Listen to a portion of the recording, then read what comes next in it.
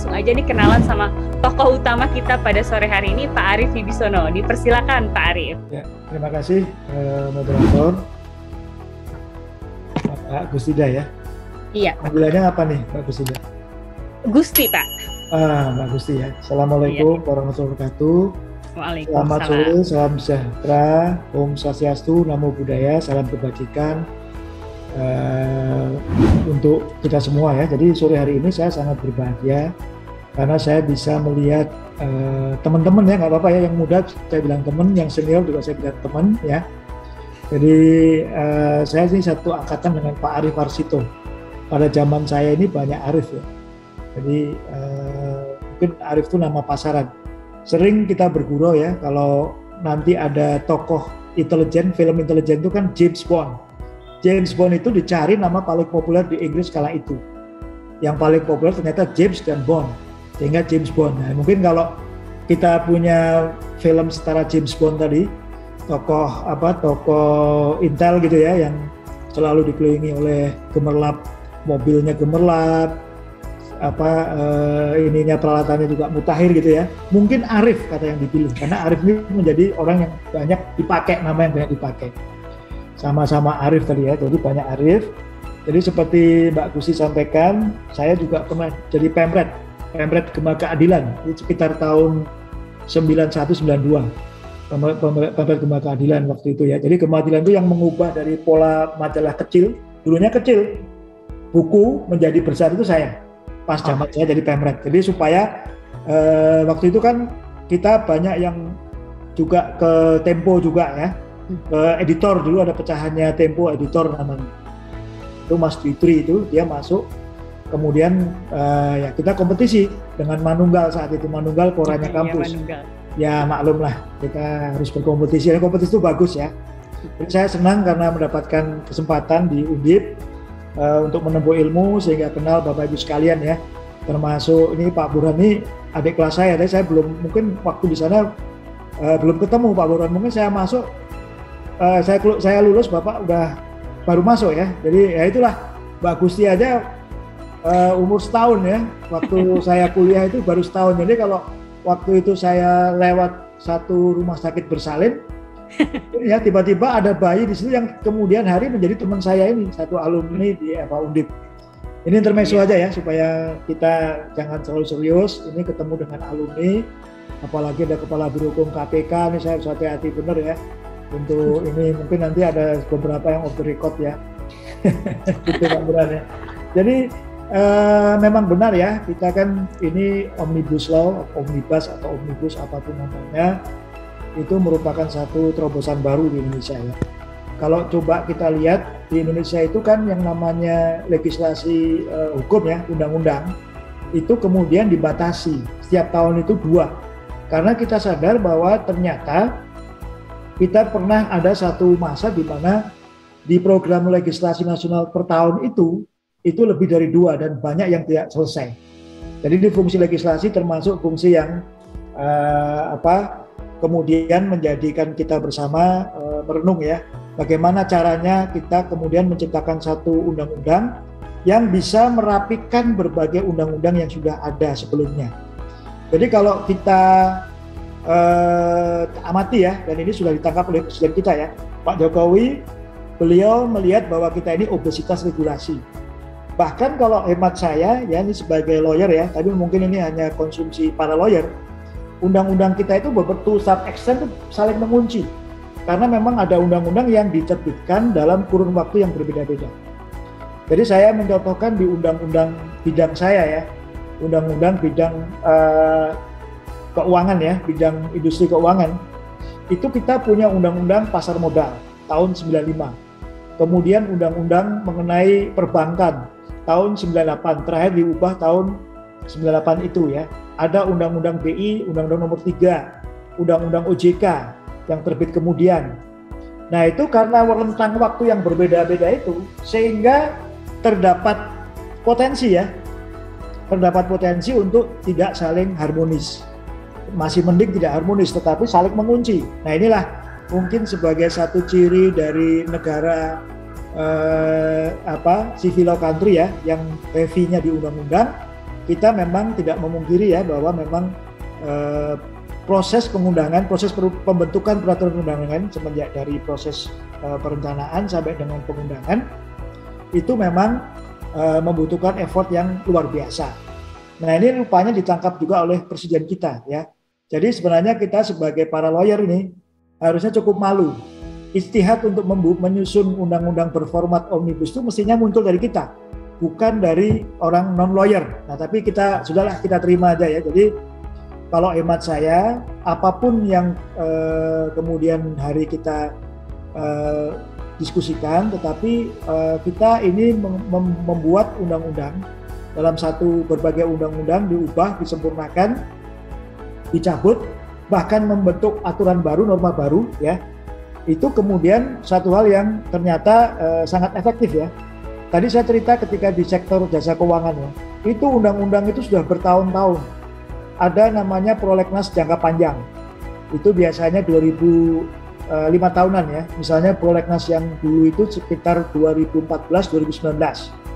Kita sudah menyantumkan ya, meminta agar beberapa undang-undang bidang jasa keuangan itu dibahas. Tapi sampai dengan berakhirnya DPR 2019 belum pernah terbahas. Nah kemudian saat ini DPR juga sedang menyusun ya. Mereka akan ada inisiatif RUU DPR mengenai penguatan dan pengembangan sektor keuangan. Intinya merangkum seluruh undang-undang yang materinya itu dengan dimensi waktu yang berbeda-beda, sehingga terdapat mungkin sesuatu yang tidak harmonis tadi. Kemudian memang juga obesitas karena masing undang-undangnya kan tebal-tebal. Kemudian juga undang-undang itu bisa saling mengunci. Karena memang kemudian undang-undang yang satu dibuat ya ini memang meskipun paripurna nanti ujungnya, tetapi kita sadari betul bahwa masing-masing komisi tentu saja perlu ada yang harus melihat kembali ya. Jadi kalau kita merenung kembali apa yang ijtihad, apa yang diikhtiarkan oleh presiden kita, ya pemerintah ya, melalui pemerintah itu kita kemudian merancang satu rancangan undang-undang mengenai cipta kerja. Jadi next slide. Jadi yang seperti saya sampaikan ya, kita ini kan tidak hidup di ruang hampa. Kita ini tidak hidup di ruang kosong. Persaingan dunia itu makin kuat. Nanti kalau tolong lihat review di channel saya ya, itu saya juga melihat mengenai beberapa perkembangan zaman kuno. Dulu kan misalnya Mongolia gitu ya, itu cukup dengan pasukan berkuda, cukup dengan panah gitu ya, dengan jumlah yang besar, itu bisa kemudian menguasai dunia. Tetapi sekarang persaingannya itu adalah persaingan di berbagai hal, baik IT maupun ekonomi ya. Ingat, negara-negara yang menguasai perekonomian itu yang menjadi posisi kunci. Kita melihat misalnya Korea ya. Korea itu kan yang di tahun ketika dia merdeka ya, Korea pecah juga tahun 50, perang Korea itu sama dengan kita. Kita masih sadar ya kalau lihat film-film Korea zaman kuno kan, sebelum mereka melakukan operasi plastik di wajahnya kan sama dengan wajah-wajah kawan-kawan kita yang dari Semarang ya, yang hidungnya ya biasa-biasa aja kayak saya ini, dagunya kurang runcing ya. Itu ya, jadi lihat perkembangan demikian pesat Korea ya. Kemudian di Asia Timur lainnya Jepang lebih dahulu dibanding Korea. Sekarang Tiongkok atau Cina ya, itu sudah melesat menjadi superpower kedua. Nah Indonesia kan sering digadang-gadang dulu pernah menjadi macan Asia. Ingat zaman Pak Harto zaman dulu ya, selalu disebutkan bahwa kita bakal menjadi macan Asia. Tetapi apa yang terjadi, nah ini tolong dilihat juga di channel review saya ya, ada yang bicara mengenai, ini iklan nggak apa-apa ya, sambil nanti ini ya, jadi mestinya itu saya nulis, tapi saya tadi sampaikan ke moderator ya, Mbak Gusti ya, saya itu belum sempat nulis, jadi terpaksa saya bikin YouTube. Nah ini YouTube ini merupakan bentuk amal jariah tadi. Jadi kalau kita lihat ya, persaingan itu demikian kuatnya ya. Kita lihat misalnya sekarang ini, kita lihat ujungnya seperti apa ya, antara Rusia dan Ukraina ya. Rusia sepertinya udah lama mengatur strategi ya.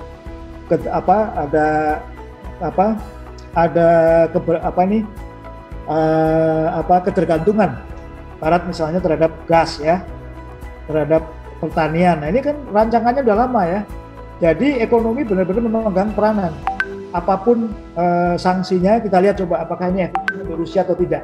Sekaligus ini merupakan merupakan test case kita mengenai bagaimana kemudian ekonomi itu bisa menjadi satu faktor dominan dalam hubungan kenegaraan. Nah, kalau kita lihat ya, kita ini sebenarnya sudah masuk G20 ini, saya pakai tagline G20 ya. Tahun ini kita ini menjadi tuan rumah bagi presidensi G20. Jadi G20 ini nanti akan satu rangkaian pertemuan, nanti sekitar bulan Oktober-November ada kepala negara ke sini. Nah, itu mungkin yang nanti kita ikuti bersama, karena G20 tahun ini menjadi sangat menarik ya. Karena nanti ada negaranya terbelah. Di sana ada Rusia, ada Amerika ya. Ini nanti kita bagaimana menjadi presidensi. Jadi presidensi Indonesia menjadi sangat penting. Mengapa kita bisa menjadi presidensi Indonesia dan menjadi presidensi dan kita dianggap penting? Karena kita masuk PDB kita itu adalah peringkat ke-16 versi Bank Dunia ya. Nah, sementara persaingan dunia itu terus berjalan. Kita nggak bisa puas saja dengan ranking 16, kita nggak boleh puas begitu saja ya dengan ranking yang 16 ini. Karena kan kalau kita lihat kanan kiri kita, itu tadi yang saya sampaikan, kalau negara Eropa udah pasti, karena dulu mereka memegang kendali perekonomian ya. Amerika Serikat kemudian kemudian diikuti kemudian Jepang. Nah kemudian Korea, ini ketika mulai Korea ini kita mulai khawatir ya. Ini mohon maaf dengan para penyuka film Korea ya, kalau kita terlalu banyak Korea ya kita akhirnya membesarkan Korea ya. Korea itu menurut saya fenomenal. Kalau Jepang itu memang dari dulu dia punya pengaruh ya ke Asia. Nah Korea itu bangsanya cuma di Korea Utara dan Korea Selatan, kok kenapa kita jadi pengen ke Korea-Koreaan ya. Jadi ini menurut saya satu hal yang fenomenal ya. Mengapa saya singgung Korea? Karena kemudian kita tiba-tiba ada Vietnam. Vietnam ini sama dengan kita, civil law country juga. Nah Vietnam ini juga melakukan terobosan, yaitu dia juga ini omnibus juga bidang perpajakan. Nah ini kan satu hal yang menarik ya. Dua negara civil law country ya, Vietnam dan Turki ya, itu sudah menerbitkan omnibus. Nah satu lagi negara common law system yaitu Irlandia bahkan menciptakan rekor. Ada 3.000 undang-undang yang disatukan dalam undang-undang. Nah ini kan persaingan tidak bisa kita biarkan begitu saja ya. Jadi menurut hemat saya ini merupakan satu hal yang perlu kita antisipasi. Artinya kita tidak bisa demikian saja kemudian menerima posisi kita sebagai peringkat 16 sehingga kita masuk negara-negara dengan ekonomi terbesar di dunia, yaitu negara-negara 20 tadi ya. Tahun ini kita dipercaya sebagai presidensi G20 itu karena figur dari negara Indonesia ya, figur presiden, figur menteri keuangan gitu ya. Jadi itu salah satu yang bisa membuat kita kemudian diperhitungkan dan menjadi tuan rumah. Tapi memang kita challenge buat kita tahun ini, tuan rumahnya sangat. Kemudian ada bumbu-bumbu perang Ukraina dan Rusia. Ada bumbu-bumbu perseteruan antara Rusia dengan negara-negara NATO ya. Ini seru ya, masyarakat Eropa gitu ya. Itu kalau kita lihat sekarang sanksi ekonomi kepada Rusia itu siapa yang akan merasakan? Kita juga akan merasakan ya. Nah itulah kemudian yang mengenai bagaimana kita mempertahankan posisi kita menjadi penting ya. Kalau sudah Vietnam juga ikut-ikutan mengancam kita, nah ini kan kita cilaka ya. Vietnam kan baru tahun 65 mereka bisa keluar dari perang Vietnam Amerika ya, antara Vietnam Utara dan Vietnam Selatan. Nah kalau tiba-tiba dia nyalip kita, ini agak mengkhawatirkan. Ini saya bisa memahami apa yang kemudian para pemimpin kita pikirkan ya, sehingga kemudian kita mulai menggunakan metode omnibus law itu ya. Jadi ini kita mulai menyusun berbagai satu undang-undang untuk mengharmonisasikan berbagai undang-undang yang sudah ada.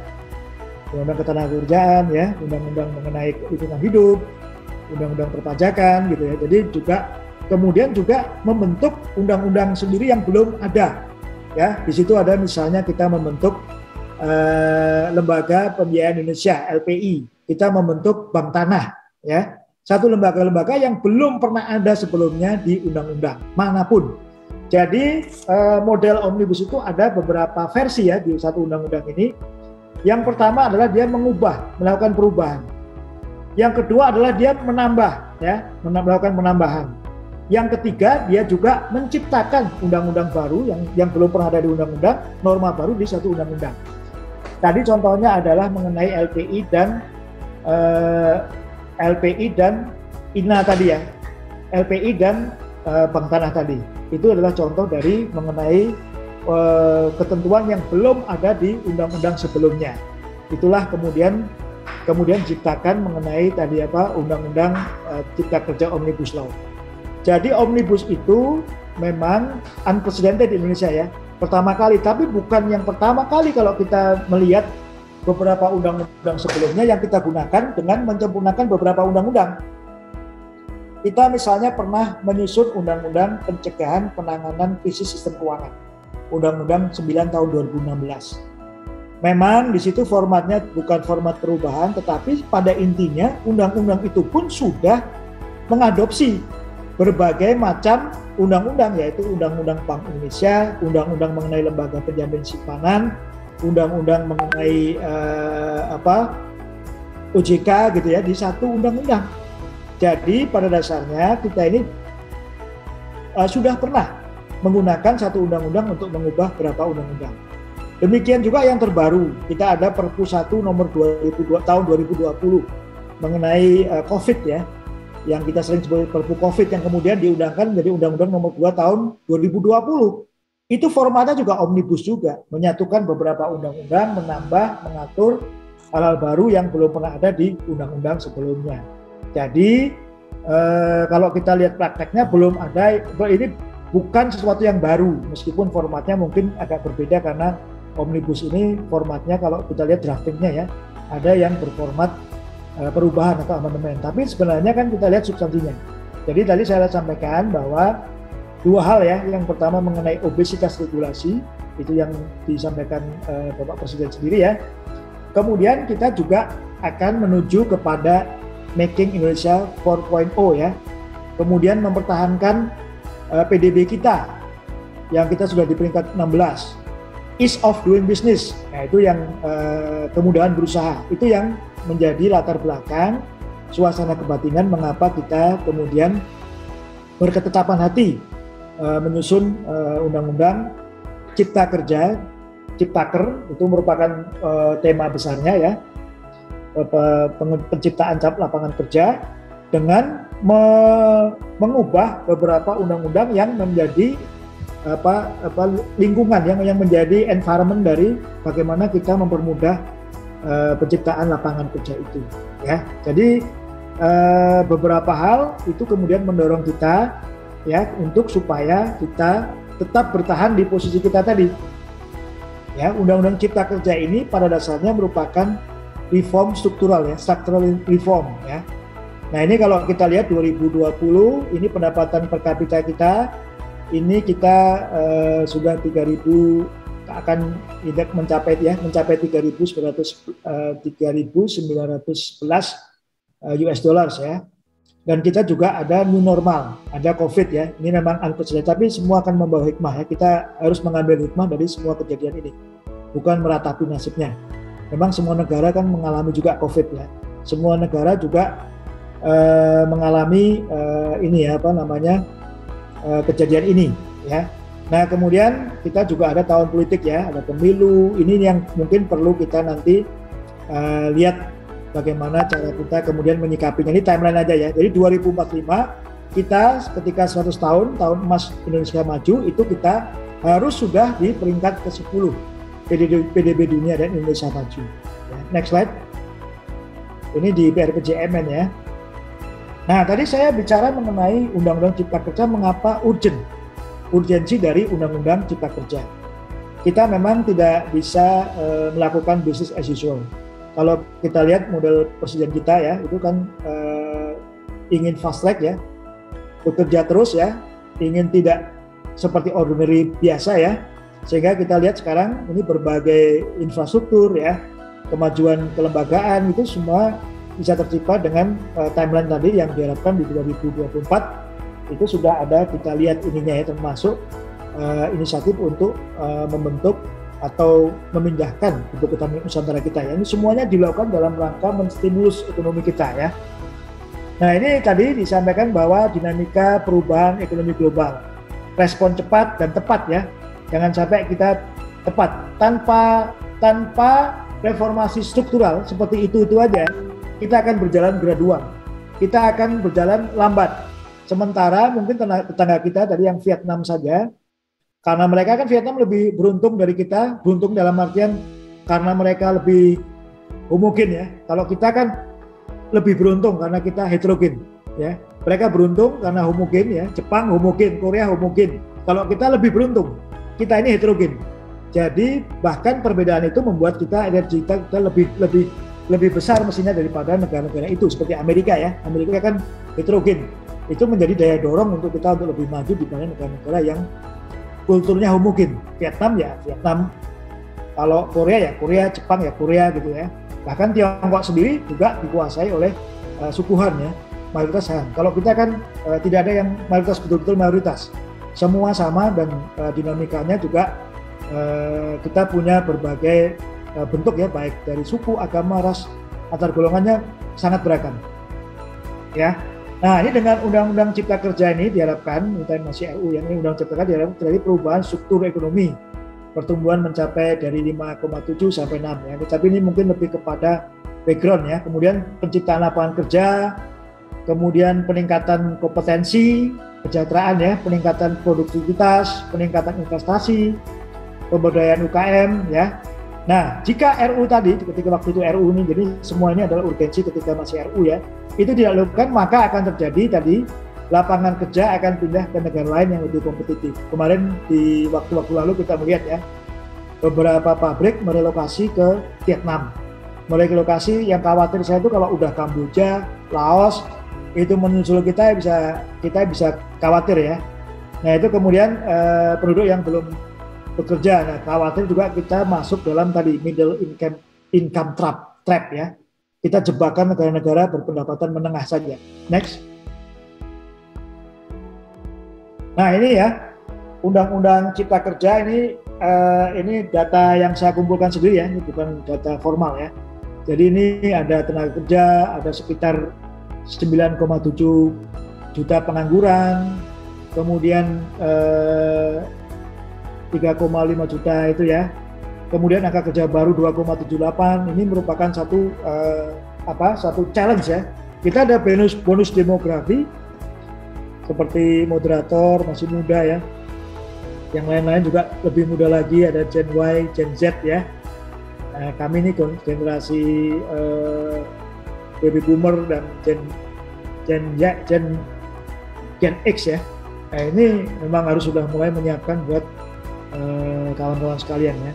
Jadi UMKM ya, ini diharapkan dari 64,19 juta. Ini bukan suara official ya, moderator ya. Ini adalah paparan saya untuk lebih menjelaskan kepada kawan-kawan sekalian. Perlu didorong untuk transformasi menjadi formal. Nah, kemudian perizinan itu yang dianggap rumit, ya tadi hiperregulasi, tadi yang disebutkan oleh Presiden juga. Presiden menanggarai adanya obesitas regulasi, bahkan beliau menyampaikan demikian. Nah, kemudian ekosistem investasi, perizinan berusaha, ketenagakerjaan, dukungan UMKM, kemudahan berusaha, riset, pengadaan tanah, kawasan ekonomi, ya kita perlu kembangkan juga investasi pemerintah. Ya tadi misalnya kan kita membentuk apa yang kita sebut sebagai lembaga pembiayaan Indonesia. Ya kemudian ada beberapa hal di Undang-Undang 30 2014 mengenai administrasi pemerintahan yang dirasakan belum terlalu mendukung. Kita kan ada namanya sistem pemerintahan berbasis elektronik. Kemudian ada digital signature ya, termasuk di lapangan publik ya. Nah itu kira-kira yang menjadi cipta kerja ya. Manfaatnya tadi mendorong penciptaan lapangan kerja, bonus demografi harus disikapi dengan penyediaan lapangan kerja, kemudian menjamin hak pekerja melalui perlindungan pekerja, kemudian mendukung pemberantasan korupsi melalui penyederhanaan perizinan perusahaan. Ingat ya, makin banyak, makin complicated satu perizinan itu cenderung untuk orang melakukan korupsi ya. Kan dulu selalu kalau kita ini mejanya banyak, harus datang ke beberapa meja.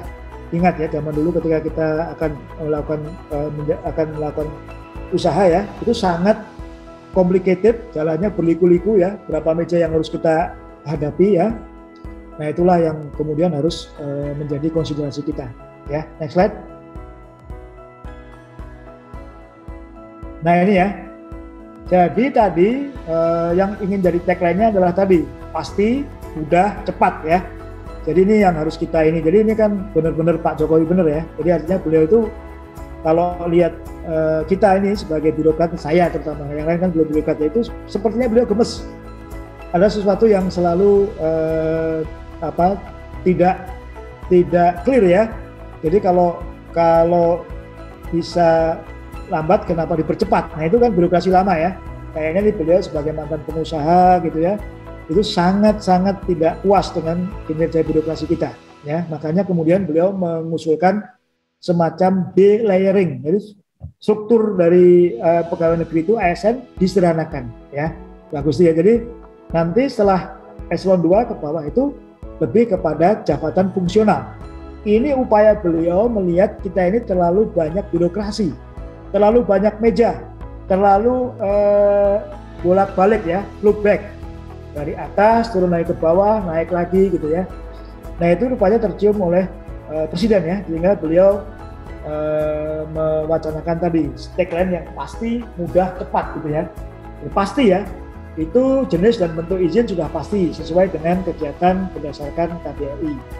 Ya, kemudian persyaratan dan syarat dan standar sudah pasti, itu yang sesuai yang ditentukan. Jadi nggak ada lagi red tape ya, ataupun permintaan untuk tadi kemudian suap gitu ya. Kalau bisa lambat kenapa dipercepat tadi kan, kalau di kelurahan dulu Pak administrasinya artinya kita harus bayar ya, administrasi itu artinya bayar. Nah itulah mungkin yang harus kita perhatikan, dan ini membuat kita bisa kemudian tadi datang dengan kepastian, kemudahan dan kecepatan dengan undang-undang cipta kerja tadi. Kemudian waktu penyelesaiannya juga sudah pasti sesuai dengan jenis perizinan, bahkan dapat dipercepat dan perizinan akan terbit otomatis. Tadi mengenai adanya online single submission atau OSS, itu satu aplikasi yang dulunya dalam PTSP ya, pelayanan terpadu satu pintu, sekarang kemudian semuanya itu dilaksanakan melalui online tadi, yang disebut sebagai online single submission ya. Lokasi kegiatan sudah pasti, OSS berdasarkan rencana ini ya, tata ruang ya. Kemudian digital yang dapat diakses pelaku. Jadi kalau zaman dulu kita mau lihat, coba tata kota suatu kota, misalnya kita di Jakarta atau di Depok gitu ya, kita akan sulit melihat atau mengakses mengenai rencana tata ruang, sehingga bisa jadi kita salah membeli tanah di daerah yang mestinya tidak kita beli. Nah ini contoh dari tadi yang ketidakpastian tadi ya. Pemanfaatan kawasan hutan dan kawasan pesisir dan laut sudah pasti. Peta tata ruang terintegrated bertahap ke dalam OSS. Bentuk dan mekanisme pengawasan sudah pasti. Pengawasannya berbasis pada pemenuhan standar. Jadi ada standarnya ya. Mudah. Proses pengajuan sampai dengan terbit sangat mudah. Melalui sistem elektronik ya, yang disebut sebagai OSS atau New OSS yang lebih friendly. Karena sebelumnya, sebelum ada Undang-Undang Cipta Kerja, kita juga sudah dikenal OSS, tapi pengaturannya hanya setingkat PP. Sehingga eksekusinya mungkin terkendala karena beberapa aturan itu diatur dalam peraturan setingkat undang-undang. Ya. Kemudian sangat mudah itu mendapatkan informasi. Jadi pelaku usaha dapat terhubung langsung dengan seluruh instansi pemerintah. Jadi kalau saat ini ada instansi pemerintah yang tidak pernah merespon dengan baik permintaan data, permintaan akses, itu berarti dia tidak sesuai dengan semangat Undang-Undang Cipta Kerja ini. Nah kemudian yang tidak kalah pentingnya, dulu kan ketika kita melakukan menyampaikan izin berusaha, itu kita nggak tahu izin kita sampai mana, sehingga informasi sekalipun dulu sering dijual-belikan ya. Kalau kita mau tahu sampai di mana izin kita, itu ada yang kemudian meminta kontraprestasi. Tadi saya informasi saya bagi ya, tapi tolong nanti ini dulu, nanti saya akan cari informasinya. Ini yang tidak ada, yang sekarang sudah tidak ada lagi, yaitu ada fitur tracking dan tracing dari tadi online single submission tadi. Ya, mendapatkan layanan mudah ya, disediakan layanan berbantuan sampai dengan tingkat kecamatan. Bayangkan ya, sangat mudah untuk membangun. Standar bangunan sudah tersedia di online single submission. Kemudian cepat ya, mendapatkan izin, risiko rendah, menengah itu langsung. Kemudian yang sesuai dengan risiko ya, rendah risiko menengah langsung dapat perizinan. Kalau memang komitmen atau standarnya sudah terpenuhi. Kemudian sangat cepat tadi ya, yaitu mendapatkan standar kegiatan usaha-usaha, memberikan standar dan panduan pemenuhan standar tadi. Next slide. Ya, tadi ya, reformasi perizinan ya. Implementasi Undang-Undang Cipta Kerja mereform regulasi perizinan usaha dengan menerapkan NSPK ya, norma, standar, prosedur, kriteria yang sudah baku, dan ini pun berbasis risiko ya. Ini kemudian diatur lebih lanjut di Peraturan Pemerintah Nomor 5 Tahun 2021. Ya, pendekatannya berbasis izin yang sudah mengadres mengenai risiko. Ya, tujuannya adalah penerbitan izin usaha yang lebih efektif dan sederhana. Pengawasan terintegrated terhadap kegiatan usaha yang lebih transparan, terstruktur, dan akuntabel. Nah, kalau risiko tinggi tadi misalnya ya, itu ada nomor induk berusaha NIB plus izinnya. Kalau menengah saja NIB sertifikasi standar cukup ya. Kemudian kalau risiko menengah rendah nomor induk berusaha sertifikasi standar. Kalau risiko rendah NIB. Mohon maaf ya Kak Teknis, gak apa-apa ya, sambil pelan-pelan kita ini supaya kita bisa memahami duduk soalnya ya. Kalau kadang-kadang ada yang suka berkomentar tapi belum baca undang-undangnya. Ini nanti kalau ada yang nanya, saya akan nanya balik, udah baca undang-undangnya belum? Next. Ya, tadi ya. Misalnya ini contoh ya. 200 bidang usaha prioritas yang diberikan fasilitas. Ada tax allowance, ini kemudahan fiskal ya. Tax holiday, investment allowance ya.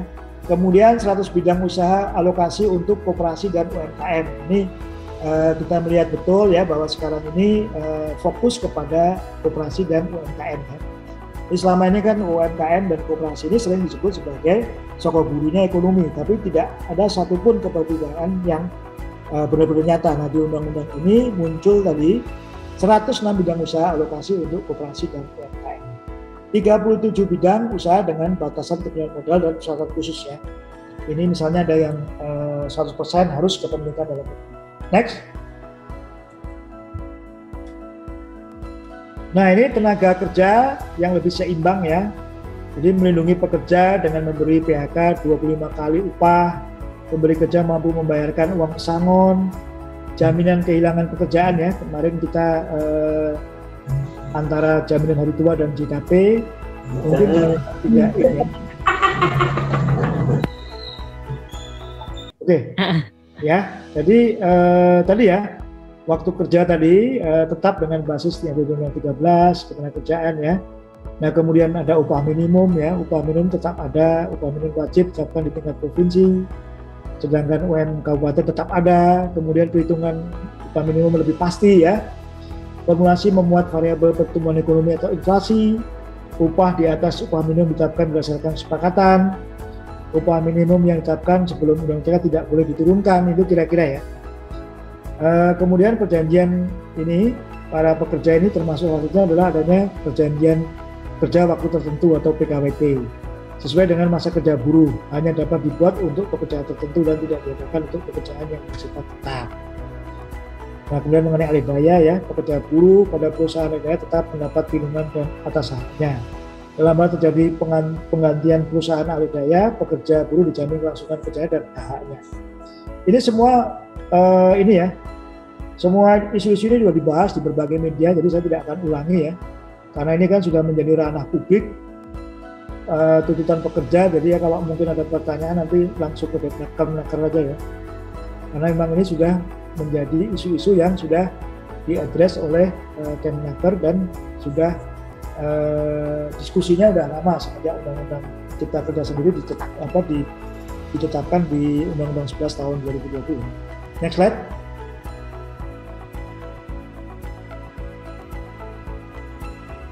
Ya, slide selanjutnya ya. Ya, ini contohnya adalah izin tunggal bagi usaha menengah kecil ya.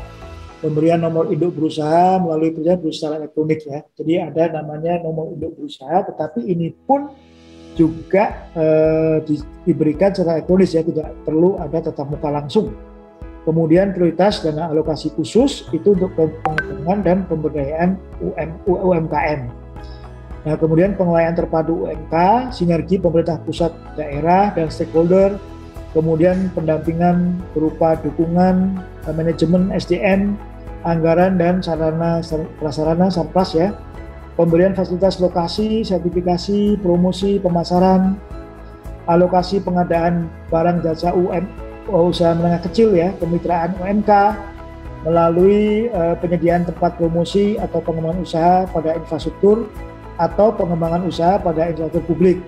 Misalnya rest area ya, sekarang kan beberapa merchant yang dari luar itu ada beberapa yang wajib dari dalam ya. Kemudian layanan bantuan dan perlindungan hukum UMK, usaha menengah kecil ya. Kemudian insentif mitra UMK, pemerintah pusat dan Pemda dapat memberi insentif dan kemudahan berusaha bagi usaha menengah dan besar yang bermitra dengan UMK.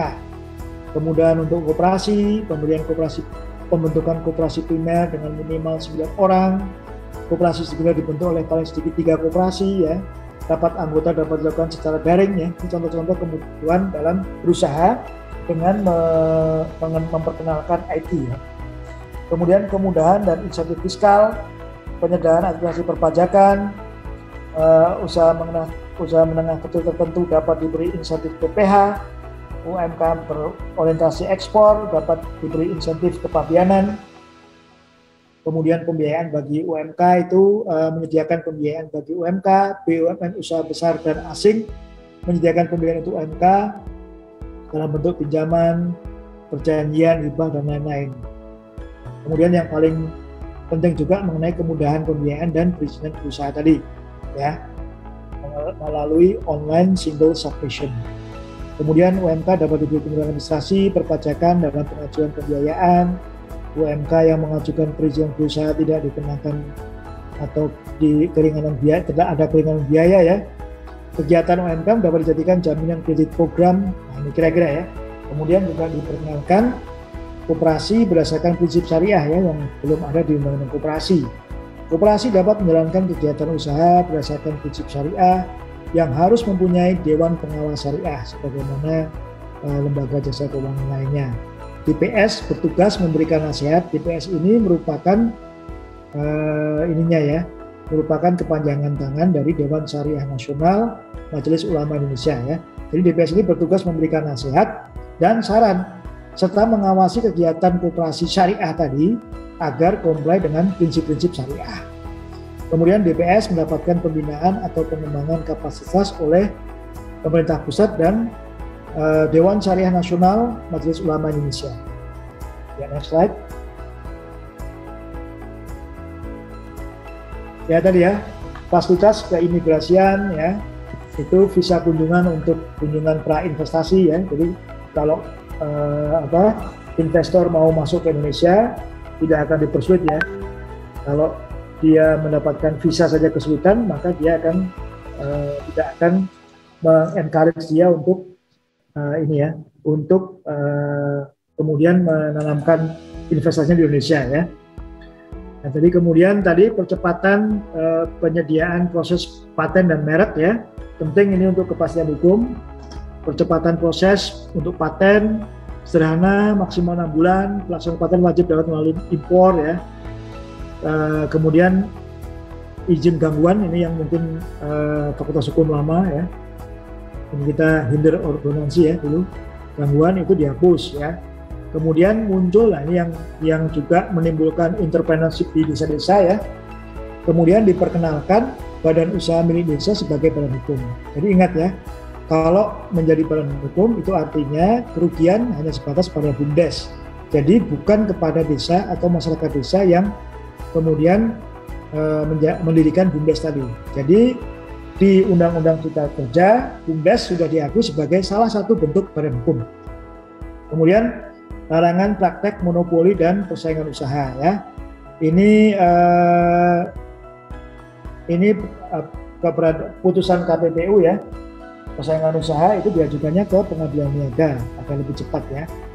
Kemudian pengaturan kriteria jenis besaran denda, pengenaan sanksi lebih detail, tegas diatur dalam PP.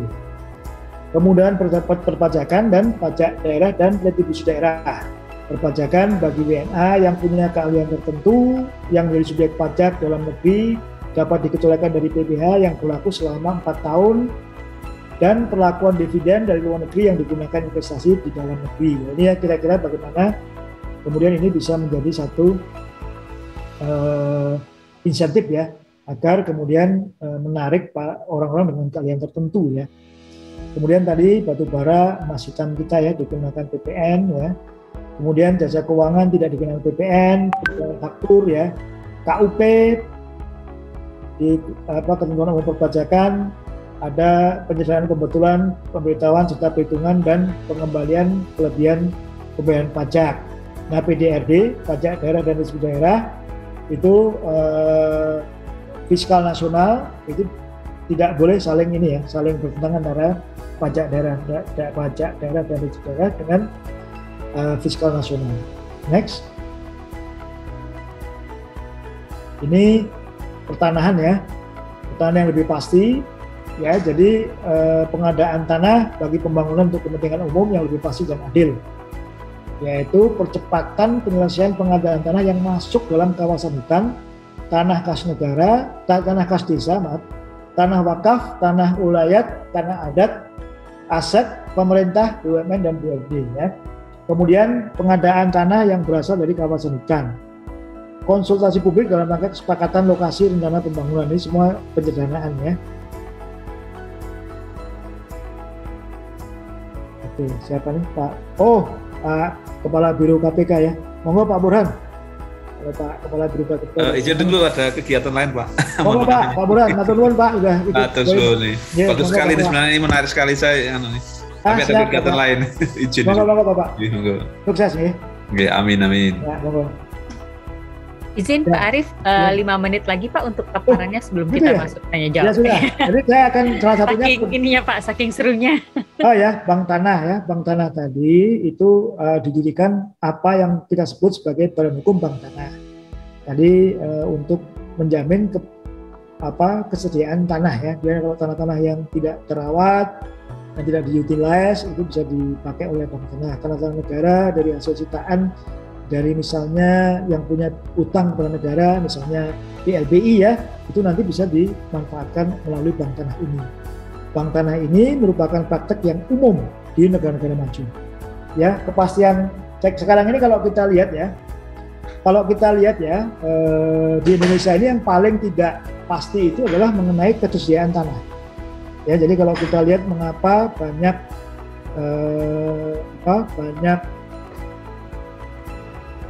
pengembang ya kesulitan untuk mendapatkan tanah murah, sehingga tanah airnya adalah di ujungnya dari konsumen air itu akan sulit mendapatkan akses perumahan murah ya.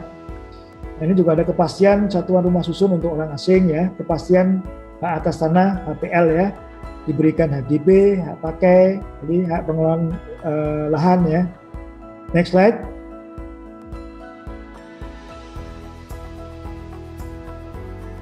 Ya, slide selanjutnya ya. Nah, ini ada KIK ya, kawasan ekonomi khusus ya, lebih kompetitif ya. Di situ ada tax holiday, tax allowance ya, kepabeanan dan penerapan teknologi. Di situ ada prioritas pertahanan, keimigrasian, bidang usaha yang lebih luas dibanding ketentuan lama, perizinan yang pasti dan profesional, cukup dilayani oleh administrator atau badan pengusahaan. Kemudian tadi administrator atau badan pengusahaan tadi sesuai dengan kualifikasi yang terkait Dewan Nasional kawasan ya. Kemudian pelayanan berbasis elektronik atau online single submission tadi ya. Pengelolaan kawasan berbasis standar internasional, dukungan penuh dari pemerintah ya. Wajib mendukung ya, setiap pemerintah, kementerian, lembaga pemerintah wajib mendukung. Pelabuhan, bandara, jalan akses gitu ya. Dukungan fasilitas program dan SDM, dukungan promosi ya. Next. Ya, ini tadi contoh lembaga pengelola investasi ya, atau LPI. Ini suatu badan hukum juga. Jadi ada 2 badan hukum yang didirikan dengan undang-undang ini ya.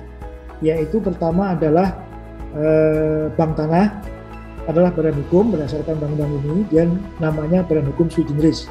Jadi kalau mau tahu apa itu badan hukum sui generis, tolong nanti lihat di channel saya ya, di review saya di YouTube.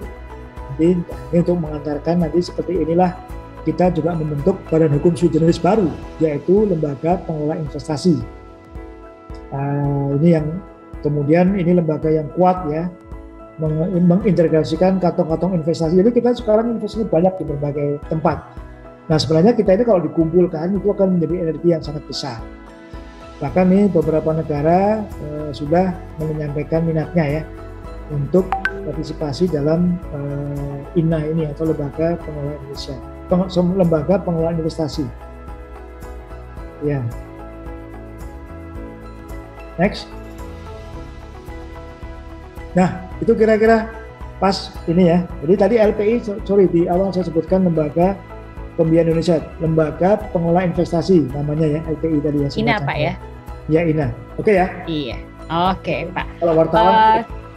Terima kasih Pak Arief. Baik, kita akan masuk ke sesi tanya jawab Pak. Akan dibuka untuk 3 penanya. Silahkan raise hands atau mungkin bisa menaruh pertanyaannya di kolom chat untuk disampaikan ke Pak Arief. Dan untuk yang masih kayaknya kurang puas nih atas paparan Pak Arief, bisa dicek channel YouTube-nya Pak Arief nih. Tadi kan Pak Arief banyak menyinggung untuk channel YouTube-nya. Pak, baik Pak, sebelum kita mulai ke tanya jawab Pak, kita review sedikit tadi paparan Pak Arief ya Pak ya, terkait Undang-Undang Ciptaker ini. Jadi kan ini berangkat dari beberapa pertimbangan pemerintah Pak ya, dari concern mulai obesitas regulasi. Jadi kebanyakan regulasi yang tidak hanya membuat undang-undang kurang harmonis, tapi juga saling mengunci nih Pak satu sama lain gitu kan. Lalu juga kekhawatiran middle income trap dan juga target untuk menjadi Indonesia emas di 2045. Itu kan beberapa pertimbangannya, sehingga hadirlah Undang-Undang Ciptaker ini sebagai terobosan atau inovasi yang proses perizinan yang tadinya mengundang air mata diharapkan dengan Ciptaker ini menjadi mata air gitu ya Pak ya. bisa jadi seperti itu gitu kan. Nah, ini kan sudah diketuk tahun 2020 Pak ya. 2020 dan sekarang sudah 2022.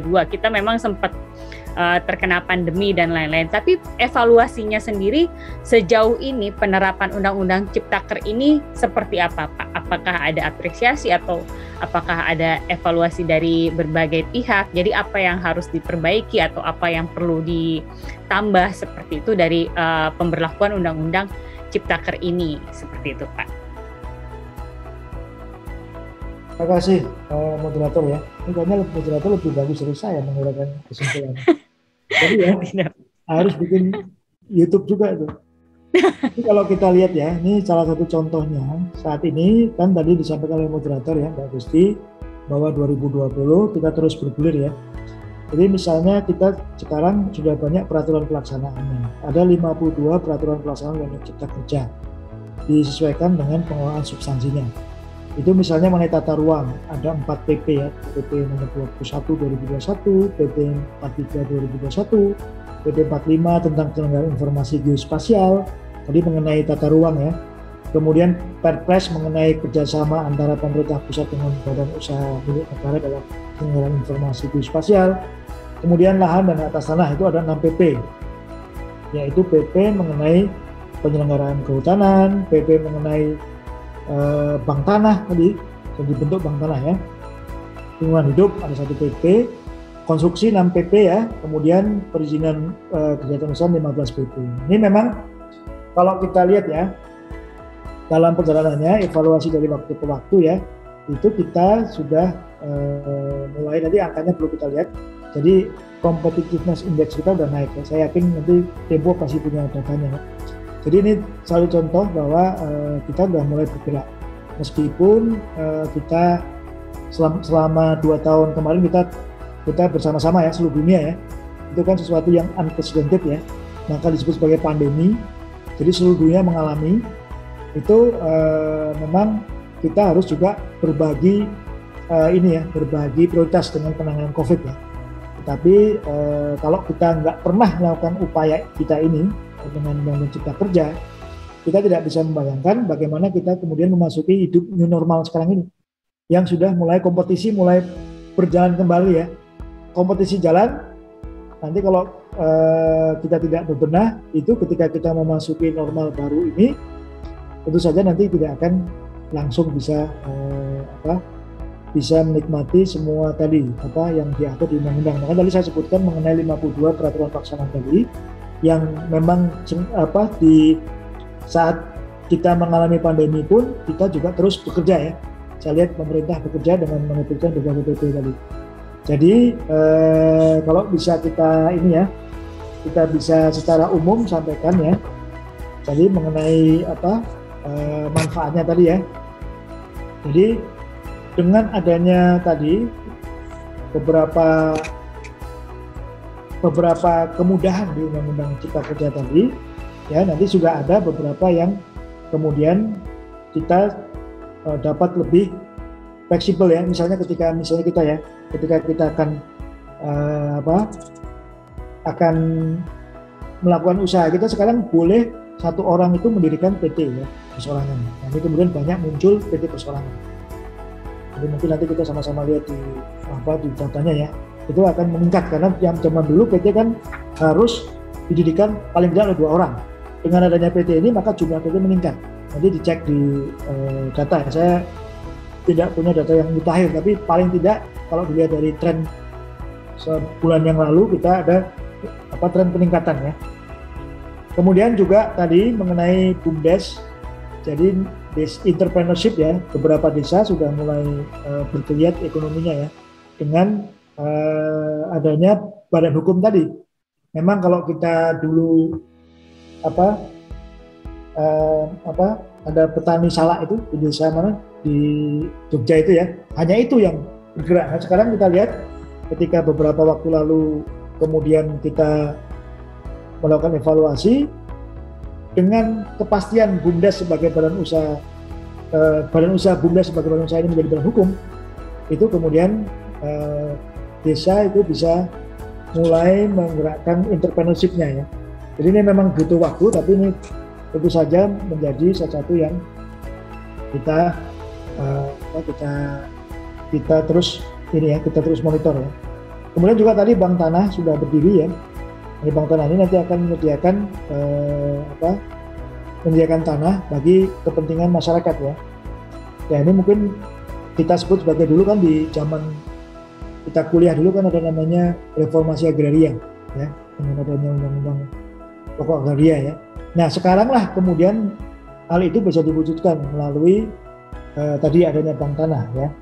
Jadi paling tidak 30% dari tanah itu bisa dikelola oleh satu lembaga yang memang kredibel, yang memang merupakan milik negara, sehingga nanti dia keberpihakannya pada negara. Jadi ini mungkin kalau masalah statistik nanti bisa dilihat ya, tapi lebih kepada evaluasi kebijakan dan evaluasi mengenai kemudahan tadi, itu memang sudah dirasakan ya.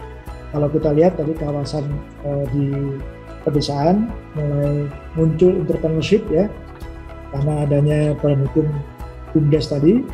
Bank Tanah ya, yang dulunya reformasi agraria baru sebatas ada di penjelasan umum Undang-Undang Pokok Agraria tahun 50 itu ya.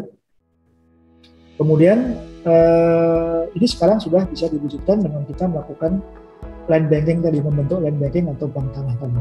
Sehingga ke depan kalau memang ada kebutuhan untuk pengembangan perumahan ya, untuk kawasan pertanian itu tidak dimainkan oleh spekulan ya. Sekarang ini kan tanah dimiliki oleh ya saya mungkin belum tentu spekulan ya, tapi memang mungkin usaha-usaha besar punya tanah untuk kepentingan mereka ya.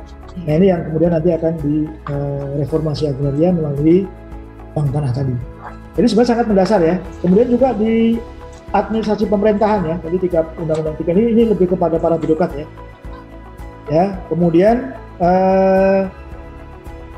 ini juga misalnya ada peningkatan yang disebut sebagai batas waktu yang harus ditaati semua, yaitu service level agreement. Jadi kalau dulu kan mutar-mutar, bolak-balik atau loopback ya. Sekarang dengan adanya NSPK tadi, itu kemudian sudah ada namanya service level agreement ya. Kemudian juga adanya keputusan elektronik ya, Undang-Undang 30 2014 tadi mengenai pemerintahan. yang nggak kita bayangkan.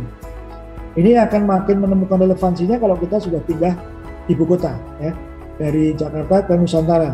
Sebenarnya kita Nusantara itu dengan undang-undang IKN sudah dibentuk ya, tinggal nanti bagaimana kita memindahkannya ya, dengan bertahap ya. Nah itu dibutuhkan betul tadi semua yang berbasis elektronik. Jadi di Undang-Undang Cipta Kerja tadi sudah dimungkinkan keputusan secara elektronis yang sama kekuatannya dengan keputusan yang tadi berbasis tantangan basah ya, yang dengan markup tadi, yang dengan dengan tulisan, dengan kertas tadi ya.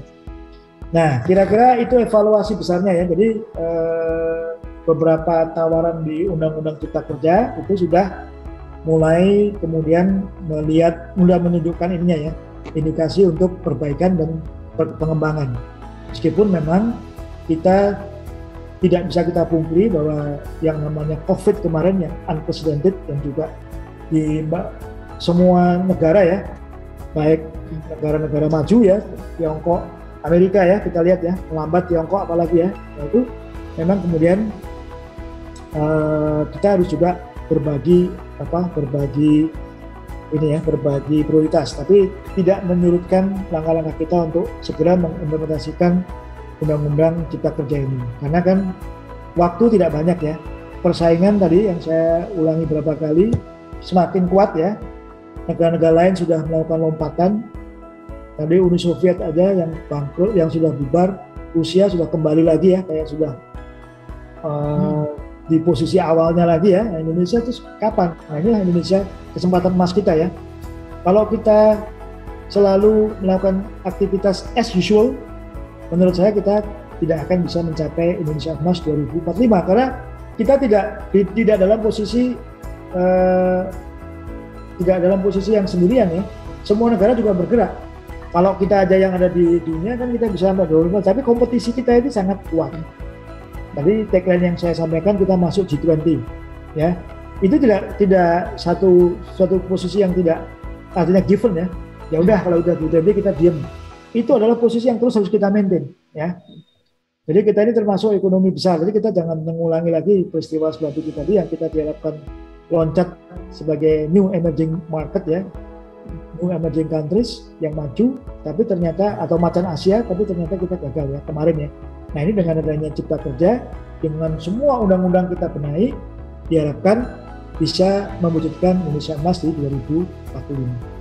Baik Pak. Ya. Jadi harus inovatif dan extraordinary Pak ya. Ya. Karena tetangga kita begitu, tetangga kanan kita yang paling ngeri adalah Vietnam ya. Vietnam aja tahun 65 masih. Iya masih di belakang kita banget Pak. Di belakang kita banget, sekarang udah mulai itu beberapa. Kemarin yang membuat kita tersentak adalah mereka ada beberapa pabrikan yang merelokasi ke Vietnam. Nah, kan kita, padahal Vietnam itu kan kita citrakan dulu komunis gitu ya. Iya betul. Vietcong. Itu sama Pak. Kayak misalnya dengan Malaysia kan kita berkali-kali dulu mendengar bahwa Malaysia dulu belajar dari kita, dari sektor oil and gas atau apapun. Sekarang mereka udah betul. Pas gitu kan, jauh farther gitu kan. Tapi mungkin kalau kita berhasil dengan Undang Cipta Kerja ini, saya optimis ya. Iya. Malaysia agak stagnan saya lihat ya. Makanya kita harus melakukan inovasi. Kalau kita nggak pengen stagnan kayak dia, khawatirnya itu middle income trap tadi. Iya betul Pak. Ya, ini saya juga kayaknya korban middle income trap nih Pak. Oh kenapa? Terjebak di kelas menengah ngehe kalau katanya. Kalau kata zaman sekarang Pak. Ya, ini sangat bagus kok. Nah, saya yakin ini Mbak Agus itu sangat bagus ya. Ininya tadi artikulasinya. Oke. Ininya. Tadi sebagai catatan aja Pak, ada yang menurut saya tuh bisa di-highlight itu satu soal BUMDes Pak, karena kan jarang sekali yang mengangkat isu ini Pak di media, di lain-lain, karena kan ketika kita bicara Omnibus Law atau Ciptaker lebih banyak menyoroti tentang ini sangat pro pengusaha dan lain-lain seperti itu kan Pak. Nggak ada, bahkan kayak nggak ada, jarang sekali yang mengangkat soal BUMDes gitu kan, bahwa ini pengusaha-pengusaha di desa juga akhirnya diakui loh oleh pemerintah secara legal formal gitu kan. Itu mungkin yang perlu disosialisasikan Pak lebih kencang gitu kan, bahwa ini ada BUMDes loh. Lalu tadi juga catatan Bapak PT perorangan gitu kan, tadinya kan kita harus cari partner, sekarang kita bisa single fighter nih gitu kan, bisa bagus maju. Kalau mau usaha bagus sekarang, atau asalnya dari mana Bagus? Asal dari mana? Saya dari Jakarta, Pak. Saya mau Pak usaha. Kalau Bapak mau menyuntikkan investasi, saya terima. Oh, ya. Jadi gini, jadi ya, kalau kita masyarakat desa ya, saya kebetulan tinggal berapa kilo dari Jakarta di sini. Saya tinggal di desa di Jakarta ini, di pinggir kota. Tapi memang karena suasananya enak ya, di sana ada BUMDes juga. Jadi ketika saya lihat ya, memang sebenarnya masalah kepastian hukumnya. Kalau kita lihat, kalau Badan Usaha Milik Desa belum berbadan hukum, itu artinya kalau kita facing the corporate fail itu kan sampai pertanggungjawaban harta pribadi. Nah itu yang mengerikan ya. Begitu ada BUMDes, ya usaha lokal kan banyak di sana buat celiping. Iya. Orang Sunda itu bikin empeng itu ya. Itu gitu. Jadi banyak hal. Seperti buah-buah itu Pak, buah-buah itu kan juga banyak yang diekspor selama ini. Itu kan mereka sayang sekali kalau nggak bikin BUMDes kayak gitu. Ya, saya tinggal di daerah sekitar Pondok Gede ya.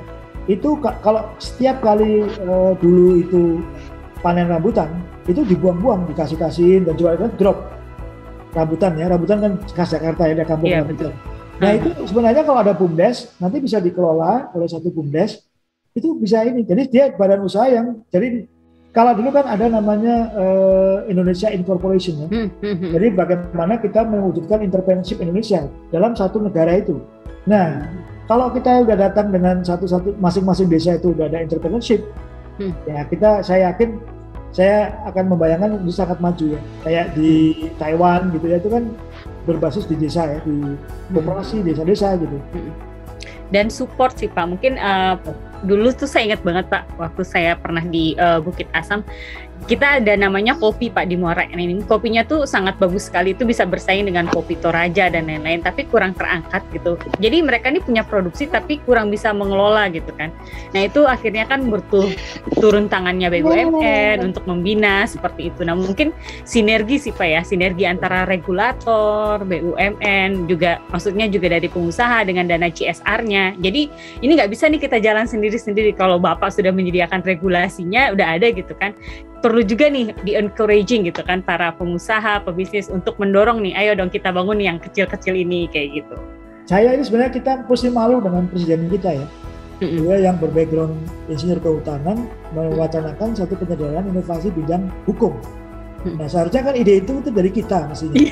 Mestinya ide kita yang punya ide. Nah saya sebagai birokrat juga malu-malu bagaimana gitu. Aduh, mestinya begini progresif kita. Nah menurut saya IKA Undip bisa menjadi sarana.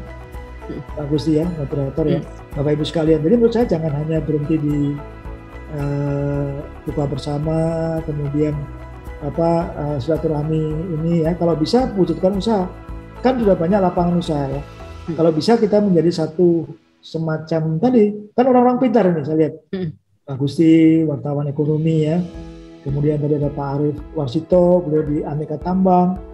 Udah sangat bagus. Jadi kalau sinergi kita ini sebagai orang per orang ya, bukan hanya sebagai saya birokrat gitu, bukan, tetapi kita sebagai alumni, sebagai pribadi, kalau menurut saya kita bisa ikut berperan serta dengan tadi menyediakan informasi. Apakah kita bikin aplikasi ya, yang semua saya duga kan, ya gini bukan ini ya, mungkin para alumni kita ada yang tingkat ekonominya ada yang lebih atas lebih bawah. Nah ini mungkin bisa kita encourage untuk paling tidak alumni kita bisa mewujudkan tadi apa yang di kampung-kampung teman-teman kita ada yang masih ada di misalnya di satu desa di sana, kan bisa kita kasih tahu, tolong Mas bikin BUMDes nih, nanti kita supervisi juga, kita sediakan aksesnya, informasinya kita ini menjadi satu pooling informasi ya.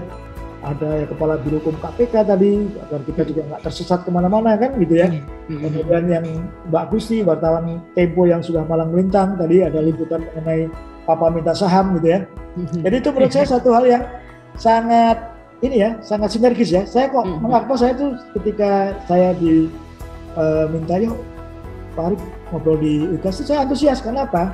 Kalau bisa alumni Undip ini bisa menjadi satu motor ya. Jadi tidak hanya mengeluh kemudian berkesah jadi netizen yang jahat, yang nyinyir ya. Ya itu memang ini era demokrasi itu, cuma ya itulah.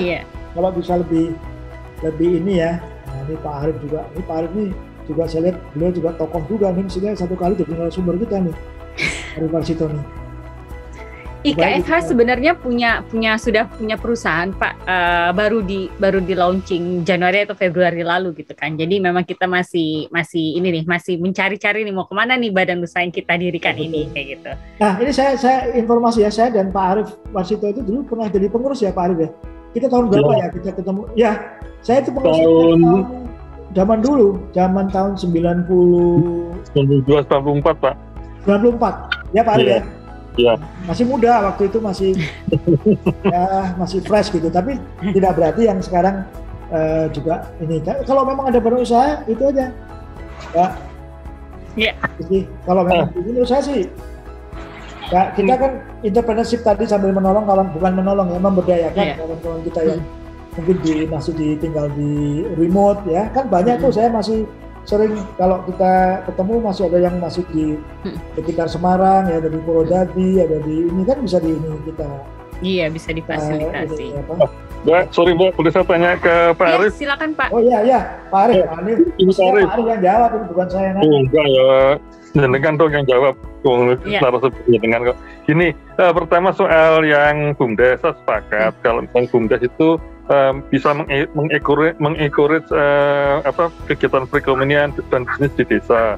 Tapi mungkin nantinya itu bidang usahanya mungkin bisa lebih beragam lagi ya. Umpamanya pembinaan tambang emas rakyat yang untuk yang deposit minor yang lebih layak untuk dikelola oleh masyarakat sekitar desa tersebut. Lalu setelah itu juga mungkin ada pengelolaan PLTA mikrohidro yang mungkin tidak sampai 1 megawatt, 2 megawatt itu urusannya orang kota Pak. Tapi kalau misalnya hanya sekitar 500 kW ataupun hingga 1 MW kan itu kan mungkin sudah masih ranahnya orang-orang desa, itu ranahnya BUMDes itu loh Pak. Itu satu. Dan kedua yang ingin saya tanyakan soal ini PT perseorangan. Mohon dijelaskan Pak, itu gimana sih? Saya terus terang itu suatu hal yang yang masih bagi saya masih confused gitu loh. Dan saya lihat di PP juga belum ada. Terima kasih Pak. Ya. Silakan Pak Arief. Ya. Pak Arief ini mestinya juga ikut jadi narasumber. Idenya sangat bagus Pak Arief. Tadi misalnya desa itu kan coraknya masing-masing ya. Ada pengusaha batik ya, kayak di Trusmi itu yang di Cirebon ya. Itu kalau mereka punya BUMDes, mereka punya badan hukum, menurut saya agak lebih aman Pak. Karena kan kalau badan hukum kan piercing the corporate veil ya, seperti Pak Arief sampaikan tadi. Ada PT perseorangan. Jadi kalau misalnya Pak Arief bikin PT, dulunya kan harus menggandeng kawan minimal 2 orang ya. 2 orang Pak Arief, orang perorangan maupun badan hukum lainnya. Tapi sekarang kita sendiri bisa. Kita sendiri dengan modal distor yang lebih ringan ya. Jumlahnya mungkin cek nanti. Tidak terlalu besar ya. Itu kemudian kita bedakan. Jadi kalau prinsip PT kan kita dengan PT kita kan dua kekayaan yang berbeda Pak, 2 entiti yang berbeda. Kalau kita sendiri tanpa di dalam PT, itu nanti kalau ada kerugian, itu semua sampai ke data pribadi. Tapi kalau PT perseorangan, selama kita tidak membuat PT itu bangkrut, itu nanti pertanggungjawabannya sesuai dengan piercing the corporate veil, yaitu dia hanya sebatas zero atau zero yang kita masukkan. Jadi untuk melindungi para pengusaha kecil Pak Arief. Kalau pengusaha kecil kan sekarang kalau dia usaha misalnya ya, dia ada ini misalnya dia persaingan ya, kemudian dia harus tutup, ada kerugian, ya dia bayar sampai ke data pribadi. Dan kalau PT kan dia ada governance-nya, ada tata kelolanya, sampai seberapa jauh dia harus menggunakan, atau hanya modal di store-nya itu hanya modal PT, hanya kekayaan PT-nya saja. Antara si A dan PT A kekayaannya kan berbeda Pak Arief. Kira-kira begitulah ya. Jadi pelajaran dasar hukum perdata kita, tapi jelas baru sekarang ini diwujudkan untuk kemudahan bikin PT. Selama ini keluhannya kan kalau mau bikin PT ada yang kemudian kita 1% saham fiktif misalnya kan, ada suka begitu ya, ngajak-ngajak orang sekedar memenuhi persyaratan gitu. Nah ini sekarang nggak perlu lagi.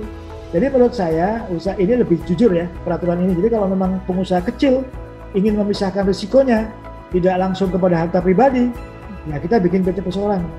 Kalau desa, masyarakat desa pengen punya usaha, pengen bergerak, ini kan kita memang negara ekonomi Pancasila, tapi at the end of the day persaingan kita kan juga para kapitalis dunia juga Pak Arief. Nah ini kalau kita lihat Taiwan kan, Taiwan itu kan di masing-masing kampung pakai koperasi. Tapi Taiwan itu adalah kapitalis juga. Oke Pak, makasih. Terus dengan begitu maka sebenarnya kalau kita lihat lagi KUD sebangsanya begitu sudah harus direvitalisasi Pak ya? Ya. KUD direvitalisasi dan terus terang kalau begini caranya format-format seperti CV, firma itu gimana Pak ya? Ya sudah out of date apa gimana atau perlu direvitalisasi lagi? Kalau itu Pak Arif, CV atau ya terutama firma dan perusahaan perdata ya, itu kan partnership. Itu lebih cocok untuk profesi Pak. Seperti lawyer, law firm itu kan perusahaan perdata. Kemudian kantor akuntan publik itu adalah firma dan perusahaan perdata. Itu Pak. Jadi kalau menurut saya, kalau untuk usaha yang seperti ini lebih baik badan hukum. Kalau CV tadi firma dan perusahaan perdata tadi, itu pertanggungjawabannya sampai ke data pribadi dan tanggung renteng. Tapi kalau PT itu hanya berhenti pada PT-nya sebagai badan hukum. Legal entity kan reh person dan naturally person itu loh Pak. Kalau PT itu dianggap sebagai orang berdasarkan hukum atau reh person. Kalau kita naturally person.